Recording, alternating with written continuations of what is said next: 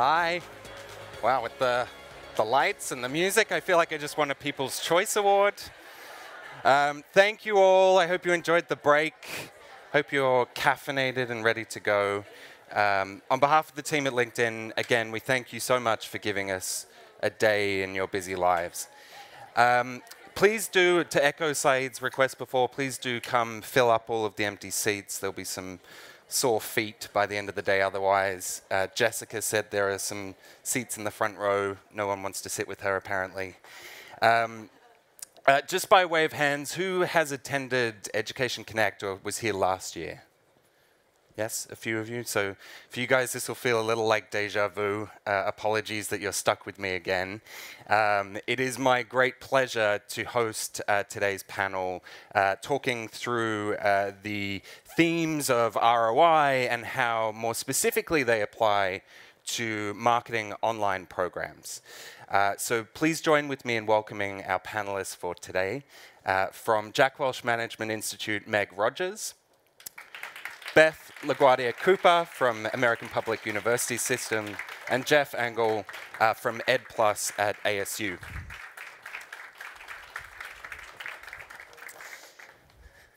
Hi.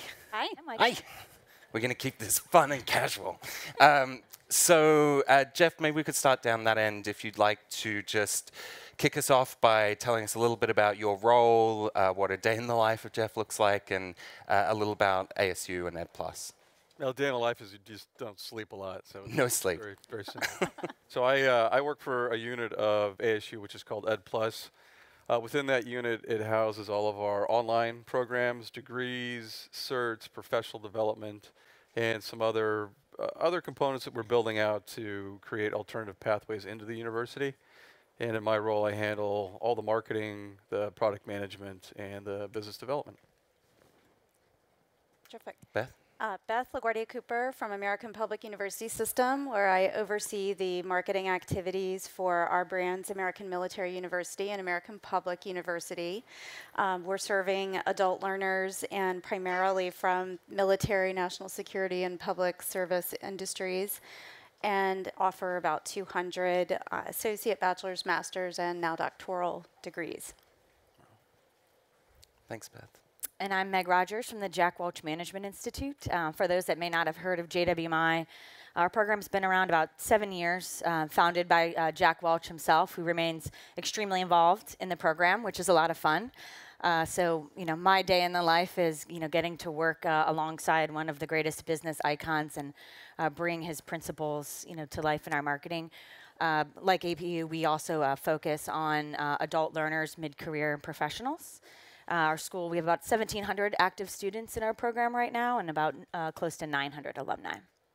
Great. And I think that's probably a great place to start, Meg. Talking through, marketing for an online program as a relatively newer institution. What are some of the opportunities and challenges that you face in marketing for JWMI? Yeah, I think as highlighted this morning, some of the landscape has changed. So if we were having this conversation 6 years ago, the challenge, was a lot of addressing the fact that a lot of people question the validity of an online degree. As a learner, can you learn in that environment? Are you going to see a return on your degree? And that landscape's obviously changed. Schools are recently not, shutting down their traditional MBA programs and going 100% online. So for someone like us who've been in the space as an online program from the start, it's great to see the validity of that degree, and it actually makes our job a lot easier because both employers and students are wanting to go online and find the credibility and the value in it. Yeah. Beth, do you see the same thing? I think Meg makes a couple of great points with respect to the expectations today, both on the consumer side and the employer side, and the concept that we need to be closer than we ever have been to what employers are looking for and trying to meet those gaps in demand and need from consumers. And I would say with respect to the space, I've been in the space for 14 years and things are very, very different now. Whereas looking at traditional institutions coming in as online entrants was something that we were seeing a lot of in the last several years. Now it's really the new entrants from very different learning entities that are catching our attention, and those that are agile enough to really respond to new packaging of competencies and credentials, and again in an agile format, is really what is going to be successful in the future and what we need to pay close attention to as marketers. Jeff, anything to add in terms of the opportunities and the challenges that you face at ASU? Yeah, so the big one is growth, and with a physical campus, that is your rate limiter. I mean, you can only build so many buildings, you can only get so many people that want to move to Phoenix and enjoy a lovely summer at 115 degrees. Just doesn't work very well. So I'll give you one statistic that my dean actually uses all the time to talk about the forward momentum of online education, and it's this. So in 15 years, the demand for higher education will go from 160 million potential learners to 410 million potential learners. In order for the U.S. to be able to satisfy that demand, U.S. specifically, you would have to build a 4-year university that would hold 80,000 students every week for 15 years. It's just not possible. You know, we'd have to level parts of, we'd have to take down all of Missouri and full states to build a university. So the future of this modality is going to continue. You know, the work that we're all doing to make it an experience that's always going to be equal to what you're going to get on ground is always our mission. And the markets, it's not going to subside at any time in the near future. So for you then, with that kind of growth mindset, how do you balance your time leading a marketing team to think short-term tactical wins, driving butts on seats, versus the longer-term brand positioning in what is an increasingly competitive and cluttered space? Yeah, it's tough because what drives the university, for those of you who work for universities, is the quality of your institution. And ASU, one of our pillars is that obviously innovation is at the forefront, but we're a tier 1 research university. That's what Dr. Crow has built it into. And the brand value and the equity that creates allows us to do all the good stuff that we're doing. So, the researchers that we bring in, the faculty that we bring in, are all kind of the pillars of that brand or support that brand itself. So we always have to be cognizant of that, because online learning, it's still, it's gotten a lot farther than it has in the last 10 years. There's still some questions around it. So, our job is to make sure that when we bring students in, that they are able to experience as much of the university online as they can on ground. So we have a whole support structure in place that when students come in, it really acts as a concierge for the student.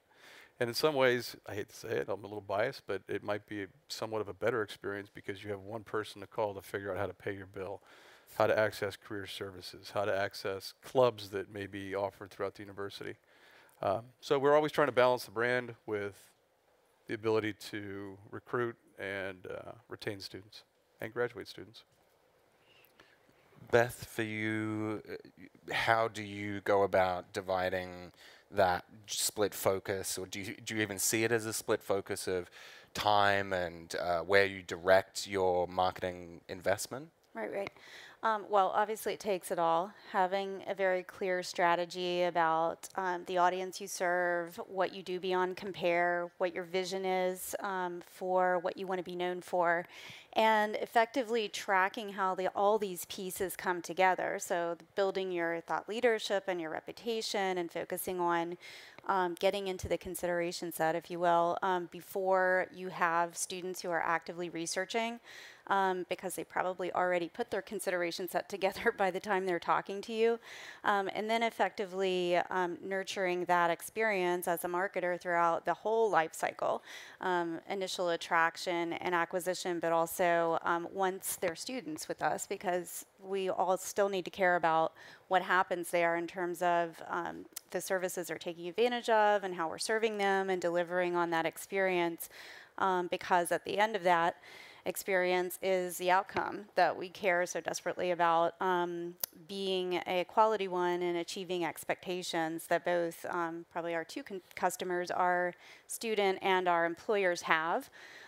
for what that credential really means in the workforce, and then from that, obviously, the advocacy that you can get from all of those parties, employers, students, alumni, and your staff and faculty, and really kind of turning that loop into the consumer-generated advocacy that, for example, on the LinkedIn platform, we utilize effectively to spread the word about what we do. So you mentioned that you're going into 2018 calendar year planning tomorrow.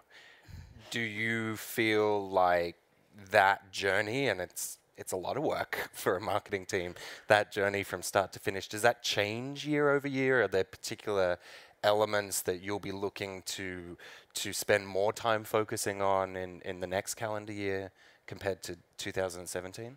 Yeah, well, a couple things come to mind. One, I was telling you about earlier, we've gotten a much closer collaboration with our student-facing teams, and part of our job there is to really show them the power that they have, both to influence those interactions with students and then to advocate for those great experiences, both to tell us about them so we can help to amplify and leverage them, but also for they themselves to get very involved in sharing our content, sharing our stories, and being a part of that effort to attract new students.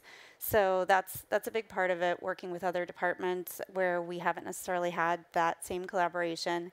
And then really adding to the data story, there's certainly an area where we have put a lot of pieces together, but we still have a lot left to do to be leveraging the ever-changing and improving capabilities available to us, both internally to mine our data, but also to combine that with our channel partners and other external sources to better understand how to reach the right student at the right time with the right message. And that was certainly reflected in the data that Saeed shared around ROI measurement. Thank you for sharing that so openly with us. We talked about this being a safe space. What happens at EDU Connect stays at EDU Connect. Beth mentioned, the time to consider it, the consideration journey, and I was wondering if you could talk about your experience of how that plays out for JWMI, and then how you think about the short-term tactical with the longer-term brand building. Yeah, I mean, going back to the question on brand, I mean, we have a unique position in that we actually have a living, breathing brand. Jack's name is not, just on the masthead. Who checks campaign reports weekly. Yes. Makes us quite nervous. We keep Michael on his toes. So, that is very interesting, and Jack obviously remains very involved, but I think with all of us on the executive team, he has been laser focused since day one on putting the student first. So we like to say, the best businesses are built around customers, and the best business schools should be as well. So it's been fun to see the evolution of the brand. You're a new program, you don't have 75 years of legacy. And when you start to have students graduate, I mean, they really become your brand story. So the value of the degree is what they are earning, their advancement in their career. And so the more that we're able to connect our student stories to the brand, our alumni success, again, just helps validate and really round out the brand of what is the Jack Welch Management Institute. People know who Jack Welch is, but what is JWMI all about, and how are we different as a school? So putting that sort of student-centered focus, I mean, it is. We're constantly focused, whether it's our first interaction with a prospective student on the phone with admissions, all the way to how are we, as marketing and as with our admissions team and with our advising team being very connected, how are we supporting that student, all the way to the start of class. So, my job might be to give them, relevant information about setting up their LinkedIn profile, because they, the statistics you showed this morning, people are more successful if they have a LinkedIn profile in terms of graduating, all the way through now to the alumni. So we try to really, with everything we do at the university, whether it's, within our marketing or within the classroom, the student is always first, and we feel obviously very blessed to work with Jack, and he is a huge asset. But, if our students aren't seeing the value of the degree, then we don't really have a brand. So I think that's a natural segue to the ROI story of today. Success, outcomes, the research that Ricky walked us through this morning on, those with an existing LinkedIn profile to graduation rates.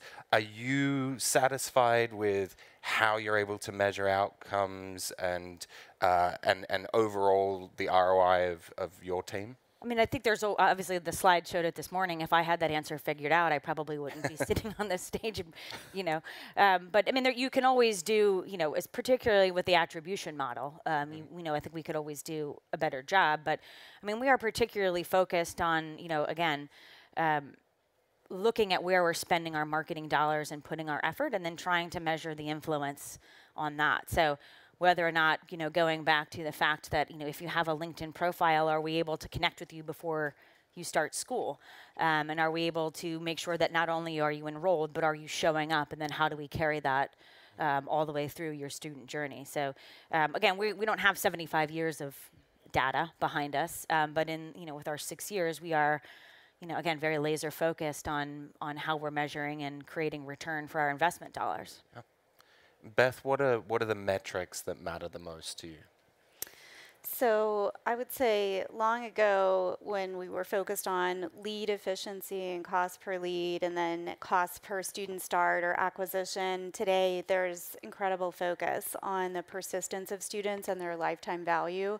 And that can be measured in a variety of ways, but it involves working very closely with the student information systems and the data points that other teams are gathering on the academic side to ensure that we're really attracting the people who are most likely to be successful with us and stay and ultimately meet their expectations out in the workforce. So that's absolutely critical. Also getting information earlier. So many of us, I'm sure, using predictive modeling tools to get at where we can best attract those most successful students, but also understanding mid-campaign and throughout those early phases of lead generation where we can optimize to focus on the higher performing campaigns. And the concept really is one size does not fit all, really making that very personal. Sorry to jump in. So yes. If you've pivoted to persistence and the grit to see a study all the way through, how do you then start to talk about high campaign performance based on that being the ultimate metric of success? Are you there yet in terms of saying we want to optimize to those people who we know are more likely to be the high persistent students? Sure, right. Taking those data points and cohorts of folks who are most successful and tracing them back to the places from where they came and their decision journey, which is obviously very complex, not just one source. But what were the places and the ways that attracted those folks, and perhaps what were some of the dynamics, the levers that you were pulling in that nurturing process, and as early students that made a difference in their success. So investing in those and being very focused on those as marketers, even when it seems like they're not necessarily in our wheelhouse of focus, is really critically important for us to get a better picture. Did you have any resistance or pushback when you were trying to take the organization on that journey of, hey, we need to stop looking at these front-end metrics towards the longer term, what actually is going to drive our growth? In a lot of ways, no. Fortunately, we're very data-driven as an institution, and there is that desire to know more and look at a more complete picture. On the other hand, I would say perhaps some in the idea that marketing, if you will, happens at the beginning of the journey, and people kind of use, well, just attract better students. And I don't know how many people have heard that. And they'll be more successful. And it really is a more holistic viewpoint and investment, accountability from everyone across that full cycle. And you have to get past that cultural mindset. Yeah, I agree with you on the buzzword quality, and what quality really means in a tangible way. Jeff, what are your thoughts on measurement of ROI? What matters the most to you? Well, we have, so we're a public institution, so we have the big ones that we focus on that obviously play into the rankings and how our programs show up are the persistence of the student, the persistence over a 6-year period, a 4-year period, the graduation rates.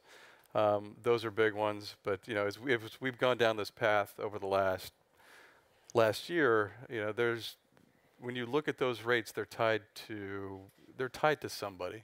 They're tied to that persona that you were targeting one way or another, or you're not targeting. So we've taken a lot of pains to look at our prospective student population, our current student population, graduated population, to understand what they look like, where they come from, what are their demos, what are their psychographics, what does that ideal person look like that's going to come into a sociology degree. And then start using that to better target, because at the end of the day, there's only so much money that our partner on the OPM side is going to spend, that we're going to spend in order to bring in enrollments. But we also want to the point before, is about you want to get the right student. And if you're not getting the right student, then we have to take a look at our infrastructure and say, okay, what needs to change internally, in terms of people, processes, technology that we need to put in place in order to support that population. Because our mission at the end of the day is access, and it's not only the access part, but it's how we support that student to get to graduation. So that whole layer, once we bring the student in, is incredibly important to us to make sure that they actually succeed on that journey. Could you share any examples of when you've had to make a change in order to be set up for that kind of process around focusing on quality as well as the quantity methodology? Yeah, we've been undertaking over the last couple of months, 2 different paths. One is around more of a focus on our corporate partnerships. So Starbucks is one that sits with us. And it's been successful. We just had another one with Adidas that's we're hoping to scale to that level. So when you look at that specific population that's coming in under a specific agreement you've set up, you've got to be able to identify those students. You've got to be able to get deeper into that organization to understand what their needs are, what you have to offer, and then making sure that that journey really is top notch. Are you using any external industry skills trend mapping sources like LinkedIn or otherwise to also kind of tailor programs? We were talking about the need to keep the content of your offerings constantly up to date to meet the demands of employers and the market. We do. We actually, one example for you guys is the one we used with a new program out of a smaller school that started up called the Center for the Future of War, and they came out with a global security degree. We took a look at that and said, okay, what do we want to do with this? They had a pretty small target in terms of enrollment. I think it was 25 or 30. But working with you guys and being able to kind of really get micro-targeted around who would be the people that would specifically want this degree? Department of Defense, military, State Department, NGOs in that population. It gives us a great ability to get that degree and that message to as Syed said, at the right person at the right time. Great. And we had a great outcome here. I think we doubled the enrollment projections on what they were looking for. Wonderful. So we are sitting on a LinkedIn branded stage. You're talking to a LinkedIn moderator at a LinkedIn event. I have to ask the question, so how is LinkedIn playing into this journey from marketing the online program, the institutions that you represent, through driving quality or the right metrics, and are there any tangible takeaways that you could impart for people in the room today in terms of how you're able to work with LinkedIn as a partner? Meg, be kind. Nothing. Well, I mean, for us, we feel very much that LinkedIn is a platform where potential MBA seekers are. We're targeting mid-career professionals like my fellow panelists. We have a pretty good idea of who has been successful in the program. So obviously, the ability to go in across different products and be able to target and use our content within those products. We've seen great success with that. And then, I think it really translates also to the student journey. So, our marketing team is not separated from admissions. One, we're a small organization, but, we always try to balance the quantitative data that we're getting, based on our campaigns or programs, and literally walking down and talking to the admissions officers who are working with those leads, and going back to your question on quality, what types of conversations are they having? Yeah. So that becomes, very integrated, and then our admissions officers themselves are connecting with prospective students. So if you've come into our, have become a lead or potential student through our LinkedIn marketing, we're also going to meet you where you are, and we're going to connect with you on LinkedIn as an admissions officer. And again, we're an all online program, so we don't have the benefit of, bringing people to a nice leafy green campus in the fall. And one of the biggest concerns, I think going back where you opened the conversation around online, is, am I going to be able to build a network? How am I going to be able to connect with people? We have an extremely active online networking group that isn't lip service. So that's where, potential students are going to check us out. They're seeing, hey, who's in, if I'm going to follow Jack Welch Management Institute in the networking group, who's in there? What are my other students? What do they look like? And what are the conversations going on? And am I going to find people, that I can learn from? So, for us, it obviously is the great benefit to be able to partner, with LinkedIn and, be on the cutting edge of product launches and being able to test and have a very good relationship in that respect. But it's also about, again, putting the student at the center and making them, ensuring that they're connected and doing that really from day one. And then actually, take that one step further in our curriculum. We do a lot about executive presence. So if you don't have a LinkedIn profile, as we saw this morning, it is a predictor of your success as a professional. So we really, yes, we obviously see it as an incredibly powerful marketing platform, but again, it is also an integral part of our student journey as well. Great. Beth? Well, I would look at that in a couple different ways. One, as marketers directly, how are you using the LinkedIn products and services for all stages of the decision journey? So building your thought leadership. We are obviously educators. We have a lot of content at our disposal. What are we doing with that to really establish ourselves and make the right audiences aware of what we're doing? And how are we leveraging the various tools that are available for reaching those folks, as well as getting in front of them with the right messages? I would also say that advocacy is a critical area, and Meg focused a lot on the students, and getting them really set up for long-term success in advocacy is all about getting them leveraging the tools available that will be a part of that process.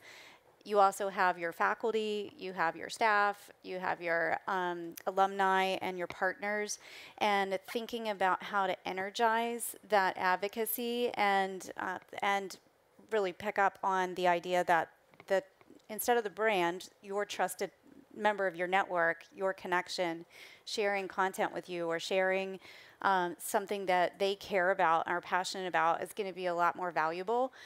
That's where you can really tap into the power there. I think you've done an excellent job of summarizing our vision for the connected school, which we'll be talking about more today as well, in terms of how to break down those silos and how the leaders within a marketing org are so critical in terms of wrangling and bringing together the entire network of what LinkedIn can provide as well. And Jeff, for you, any thoughts or tangible takeaways on how LinkedIn has been a partner? Yeah, I'll go back to the information that Ricky shared today with the trust factor. I mean,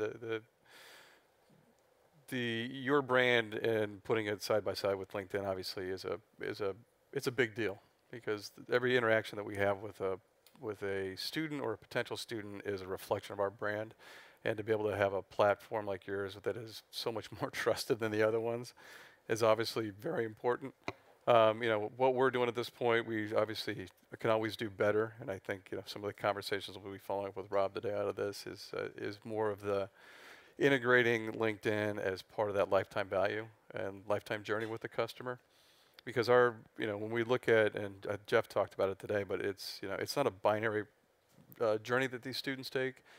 We were talking about it before, where you get a computer science degree 15 years ago. Well, everything you learned then is completely different now. So how do you upskill? How do you keep yourself relevant in today's economy? So the ability to use LinkedIn as a platform to not only carry that message, but also provide, those offering to alumni goes a long way toward their career, their journey, and also building our brand.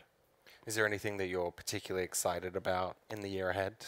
We have a minute and a half left, so I'm squeezing all the knowledge from you that I can. For us, it's about kind of changing the way we build degrees. We've always had this binary degree where you start at one end and you finish. We're looking at that to say, how can you start at one end, finish, but then be able to re-access new content that comes into that degree so that it's always relevant, so that if you are in that computer science degree, 5 years from now, that content gets refreshed. You have an opportunity to come back in, pick up that content, and constantly be upskilled. More fluidity. Okay. Anything that you're excited about for the year ahead? Well, I suggested, I think, a lot of it, but one you're talking about with respect to the offering is definitely a big area of focus. And in addition to that, really being agile enough to take advantage of both that and the data capabilities that technologies are unlocking for us and staying focused as opposed to the shiny objects everywhere is definitely a challenge and something I'm excited about at the same time. Great. And I think for JWI, again, we put our student as the center of everything we do. So continuing to share that brand story and obviously leverage that on LinkedIn, where people are sharing their promotions, sharing their successes, is something that we're very excited about. Happens every day, and look forward to building out more great content and stories around that. Great. 0. Hey. Thank you so much. Time management. Please join me in thanking our panelists.